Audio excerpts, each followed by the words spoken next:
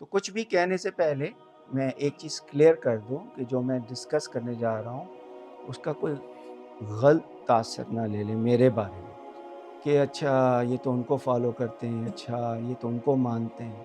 نہ میں کسی کے حق میں بات کر رہا ہوں، نہ میں کسی کے خلاف بات کر رہا ہوں۔ مولا علی کا ایک فرمان ہے کہ ایک زمانہ ایسا آ جائے گا کہ فتنہ اتنا عام ہو جائے گا کہ مومنین کو چاہیے کہ وہ اپنے آپ کو اونٹنی کے بچے کی طرح سمجھیں، نہ اس پہ سوار ہو سکے نہ اس کا دودھ پی سکے۔ اب میں آتا ہوں کنسرن کی طرف۔ لیکن سوشل میڈیا میں ظاہر ہے ہر ایک کو حق ہے کہ وہ جس کو فالو کرتے ہیں وہ ان کو اپنا آقا سمجھتے ہوں گے، رہبر سمجھتے ہوں گے، یا آیت اللہ سمجھتے ہوں گے، یا علامہ سمجھتے ہوں گے۔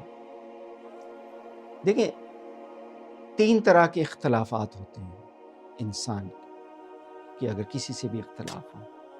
ایک ہے علمی اختلاف۔ علمی اختلاف ہو تو اس کا یہ مطلب نہیں ہے کہ آپ کسی شیعہ علامہ کو دین سے ہی خارج کر دیں۔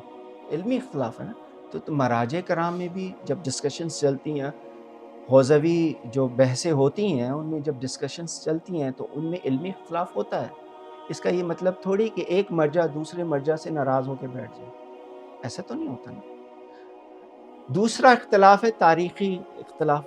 کسی نے کسی شخصیت کے بارے میں کچھ کہا اور وہ تاریخ کے حساب سے بہت بڑی شخصیت ہے، لیکن ان کے ویوز کچھ اور ہیں، کچھ علماء کے اور ہیں۔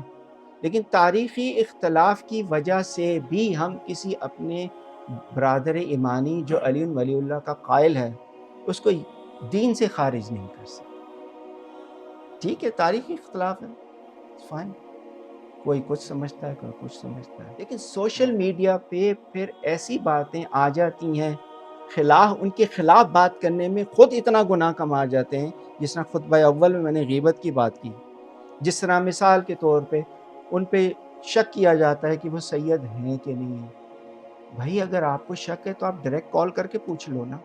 آپ سوشل میڈیا پہ اس بحث کو طول کیوں دے رہے ہیں؟ آپ اپنے اکاؤنٹ میں گناہ کیوں ڈال رہے ہیں؟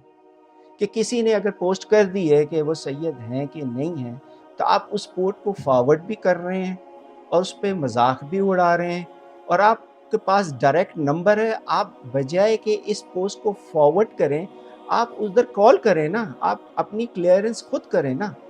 لیکن لوگ نہیں کرتے۔ لوگ کیا کرتے ہیں، اس پوسٹ کا مذاق اڑاتے ہیں اور پھر اے آئی کی وجہ سے ڈیفرنٹ پکچرز بنا کر اس عالم دین کی توہین کی جاتی ہے۔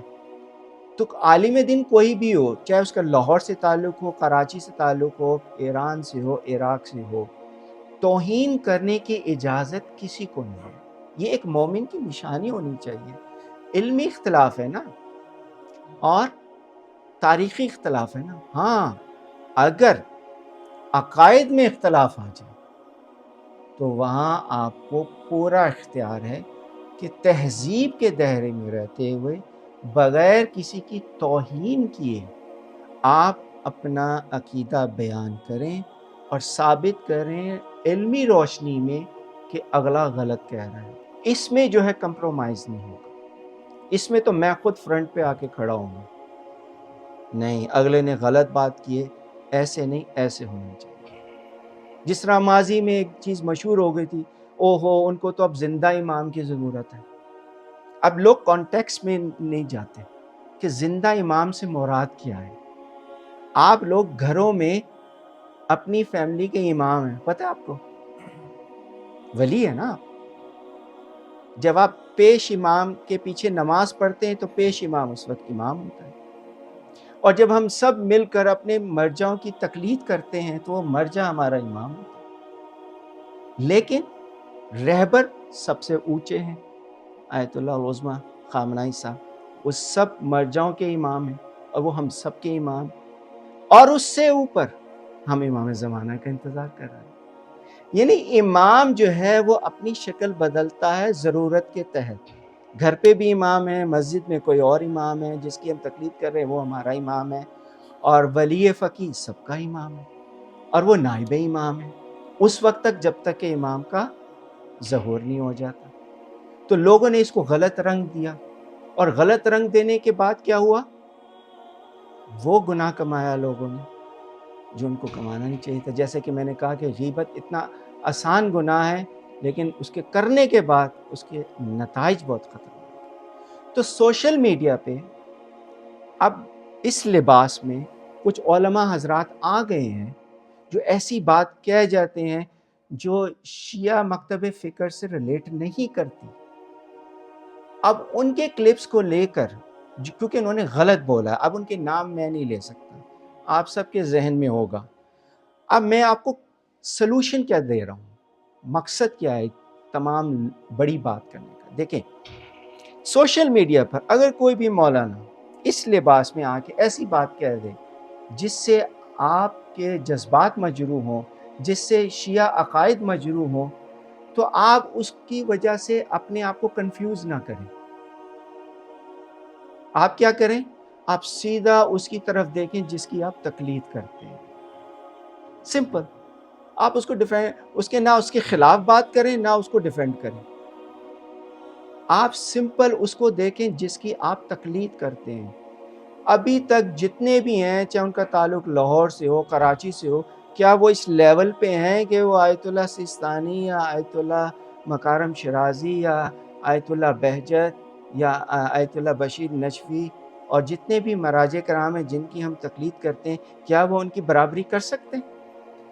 تو پھر ہم آپس میں کیوں لڑتے ہیں سوشل میڈیا پر؟ لیکن ہم مومنین آپس میں لڑ رہے ہوتے ہیں، بلا وجہ ہم ایک دوسرے سے نفرت کرنا شروع ہو جاتے ہیں. یہ نہ کیجیے. ایک دوسرے عالم دین جس کو آپ فالو کرتے ہیں ان کی وجہ سے برادر ایمانی آپس میں نفرت نہ کریں.